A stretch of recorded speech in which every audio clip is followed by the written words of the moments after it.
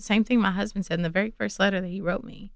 And it was amazing. Well, how and did you meet your how husband? really he was. How did y'all meet? What's that story? So my husband, Jamie. Look at you blushing. That's good. That's good. He does that to me. There you go. So he wrote me, while I was in prison, and I'm sure you got a ton of letters. So what made you look at that letter and read that letter? Yes, so it was crazy. Like, I wasn't writing anybody back. I did get a lot of letters, but my attorneys had said that, don't be writing back because people were putting stuff on the internet at that time, and it was like anything can be held against you. So you want to be very careful how your words can be misconstrued. Right. And so I wasn't writing people back, but there was something about his letter. He had burnt the edges of it. I was like, this is really neat. And then of course he looks really good.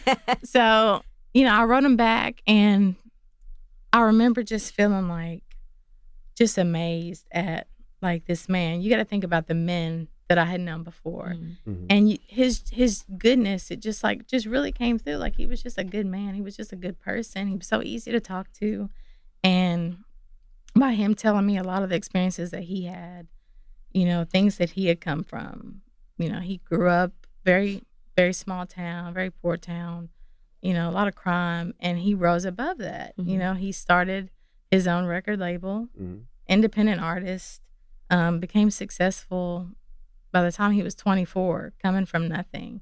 And whenever he was talking about all these accomplishments, he cast it back on God. Okay. Wow. He said it was because, I know that I can do all things through Christ who strengthens me. And there was something about when he said that to me, it was like, wow. What's his name? His name is Jamie. Jamie. Long. King, get on the mic. I want to ask you a question, King. If you don't mind. Put him on that mic. Put him on over there. Let him sit next to his wife. You're staying over there next to your wife, brother. I want to ask you a question, King. You want to get what made you want to write her? What moved you to write her? Well, honestly, I was minding my business. Mm-hmm. We had a little studio, and I had writer's block that day. Me and my cousin Prince, and I was just like, man, I'm gonna go in the other room and I'm gonna kind of get myself together, get my thoughts together. Now I had this TV in this room, and I keep this TV on. I never turn it off, and I usually watch YouTube, Netflix, or whatever. You know what I'm saying? So the YouTube app was up, and it had been up for 3 days. And I'm usually watching sports and stuff like that on YouTube, but for some reason, for 3 days, her face was on the recommendations. And I just clicked it. I seen it was an hour-long documentary. Never heard of it before, and I was just like, you know what? I'm not watching this. My attention span, He watches nothing for more than 2 minutes. I can't watch TV that long, So I ended up watching it an hour later, and I was just like, wow. As I'm walking out the room, I felt God tell me, stop and write her. Wow. And stop and write, I'm like, and say what? Now, you know anything about me, I take advice from my mother. I don't talk to strangers. So, I wasn't finna do that. I mean, I'm just a real low key dude, man. So I said, all right, I'm a writer. I didn't know what to say. And I prayed about it. And what I wrote in the letter, I told her, basically, I said, God told me to tell you that you're getting out of prison. And Tell me about what you wrote at the bottom. I put the hashtag Free Cyntoia Brown 2017 before there was a hashtag. In January. That hashtag didn't happen until November. Wow. Yeah. I sent it. I wasn't looking for a reply back.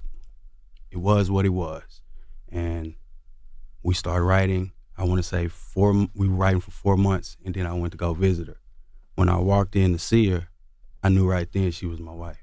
Wow. I didn't say nothing, but I knew. And I was just like, I was really struggling as we were visiting, because I was like, okay, God, if she's my wife, why is she sitting in this prison? And what gets mixed and screwed a lot on the internet is that people think that we met, right when she got out. Right. Dude, we almost 3 years in with this thing. Yeah. I bought my wife's wedding ring 2 years ago. When she was still in prison. And we didn't know if she was getting out. I met him when all my appeals were denied. Like, my last appeal, the habeas appeal, like, it had been denied, and they told me I couldn't appeal it because in federal court you actually have to get permission to appeal. And they had denied that. And so my appeals were done, and there was clemency, but less than 1% of applications for clemency in the state of Tennessee actually even get looked at by the parole board for consideration. And then they don't pass most of the ones that they look at. They just shut it down. And so I felt like my chances were slim to none at that time. And, he just kept encouraging me. And I remember one time lost it. I just broke down on the phone. You know, we would spend like hours on the phone. Like he spent so much money on Global Telling. 12,000 to be exact. What made you trust him?